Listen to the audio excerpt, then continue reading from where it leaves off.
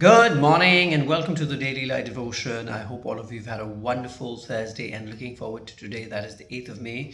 Today we're going to look at First Kings chapter 16, 17, and 18. That is from 16 to 18 in the Old Testament. And the New Testament, we're going to look at John chapter 1 and verses 29 to 51.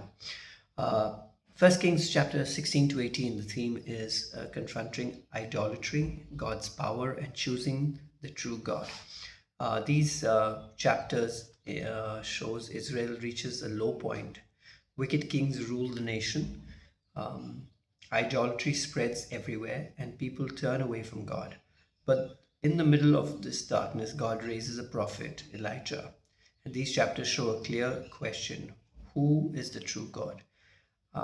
Chapter 16, we see a series of kings. Each one becomes more corrupt. They lead Israel deeper into sin. Then comes King Ahab. He does more evil than all before him. He marries Jezebel. He promotes the worship of Baal. And, this shows what happens when God is rejected. Truth is replaced with false worship. Sin becomes acceptable. When we turn from God, we drift into deeper darkness. Chapter 17, Elijah announces a drought. No rain falls as judgment, but God provides for Elijah. Ravens bring him food. Widows, oil, and flour never run out where he goes. And her son is raised back to life. Even in judgment, God shows care and power and his mercy, right? This points to Jesus. He provides in times of need. He brings life where there is death. And God is both powerful and compassionate. He sustains those who trust him. Chapter 18, Elijah confronts the prophet of Baal on Mount Carmel. Two altars are prepared. The true God will answer them with fire, right? And the prophet of Baal cries out, but nothing happens. Then Elijah prays. God sends fire from heaven. The sacrifice is consumed instantly. The people fall down and declare, "The Lord, He is God." This is the moment reveals there is only one true God, and He responds with power and truth. We must choose God or everything else over everything else, and there is no middle ground. It's either God or everything else, and the choices really matter for each one of us. So what are some of the key takeaways? Idolatry leads to people away from truth. God provides even in difficult seasons. God proves himself as the one true God, and we must choose who we will follow. Moving over to the New Testament, First John chapter 1, verses 29 to 51. The theme is the Lamb of God calling disciples and true identity.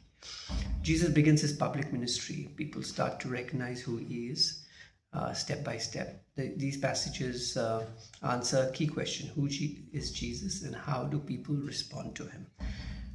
John the Baptist sees Jesus and declares, "Behold the Lamb of God who takes away the sin of the world."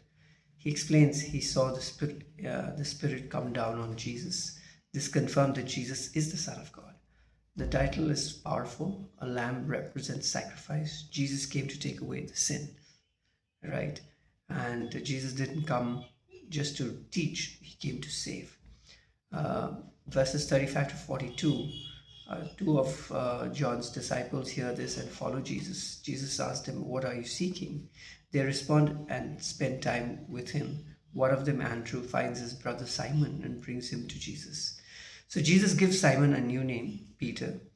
Following Jesus begins with simple steps, curiosity, time with him, and changed identity. When we follow Jesus, our lives begin to change.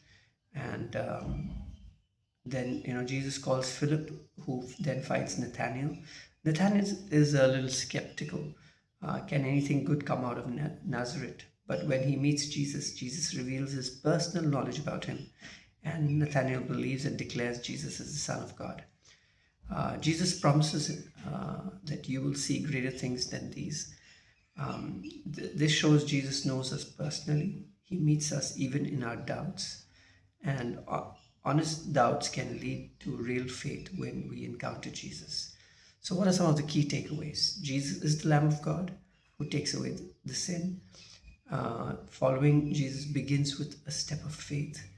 Jesus changes our identity and purpose. He meets us personally, even in doubt. So these verses in John chapter 1, verses 29 to 51 asks us, are we just observing Jesus or are we following him? Have we experienced a personal encounter with him? Like the first disciples, we are invited. Come and see. Follow him, stay with him, and discover who he truly is. So I leave you with that, and all of you have a wonderful Friday. I'll see you tomorrow. God bless you.